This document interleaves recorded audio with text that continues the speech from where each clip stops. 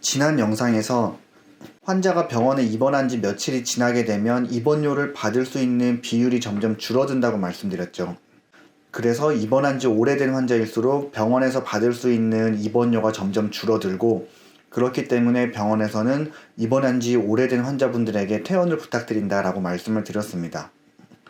근데 좀 이상한 게 있죠. 그게 이유라면은 당연히 먼저 입원한 환자한테 먼저 퇴원을 하라고 할 건데, 어떤 경우에는 나보다 내 옆자리 환자가 더 빨리 입원했는데 그 환자한테는 퇴원하라고 하지 않고 나한테만 퇴원하라고 하는 경우도 있죠. 지난 영상에서 말씀드렸다시피 병원이 환자를 퇴원하라고 하는 데는 여러 가지 이유가 있을 수가 있는데, 오늘은 또 다른 이유 중에 하나인 심평원에서 관여를 하는 바람에 환자를 퇴원시킬 수밖에 없는 경우에 대해서 말씀드리겠습니다. 오늘 말씀드릴 내용도 역시 여러 가지 이유 중에 하나일 뿐이니까 참고만 해서 들어주시면 좋겠습니다.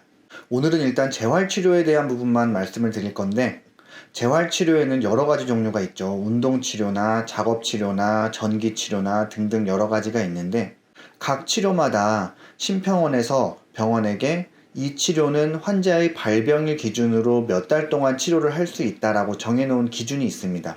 근데 이 기준은 입원일 기준이 아니고 발병일 기준입니다. 뇌출혈이나 뇌경색 같은 병이 발병한 날을 기준으로 어떤 치료는 6개월 시점까지 받을 수가 있고, 어떤 치료는 12개월 시점, 어떤 치료는 24개월 시점까지 받을 수가 있는 겁니다.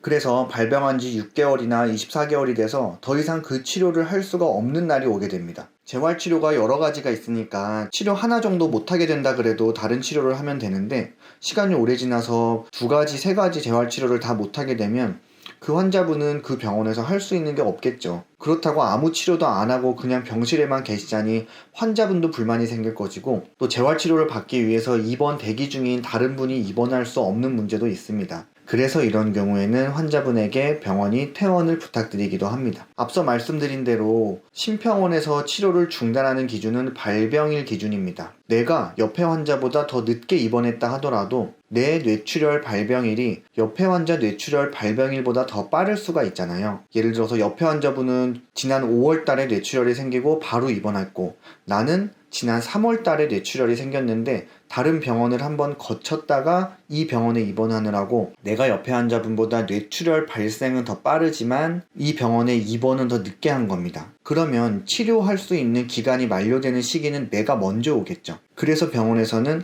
나한테 먼저 퇴원을 부탁할 수가 있는 겁니다. 옆에 환자분이 비록 나보다 더 먼저 이 병원에 입원했지만 그분은 발병일이 더 최근이기 때문에 심평원에서 아직까지는 그분에 대한 재활치료를 중단하라고 병원에 지시하지 않아서 병원은 그분께는 퇴원을 말씀드리지 않고 나한테만 퇴원을 얘기하는 겁니다. 오늘 말씀드린 건 병원이 환자분에게 퇴원을 부탁하는 여러 가지 이유 중에서 심평원에서 그 환자 치료를 중단할 것을 요청했을 경우에 대해서 말씀드렸습니다. 이것 말고도 역시 퇴원을 시키려는 이유는 많이 있습니다. 제가 시간이 되는 대로 하나씩 설명을 해보도록 하겠습니다. 오늘은 여기서 마치도록 하겠습니다. 감사합니다.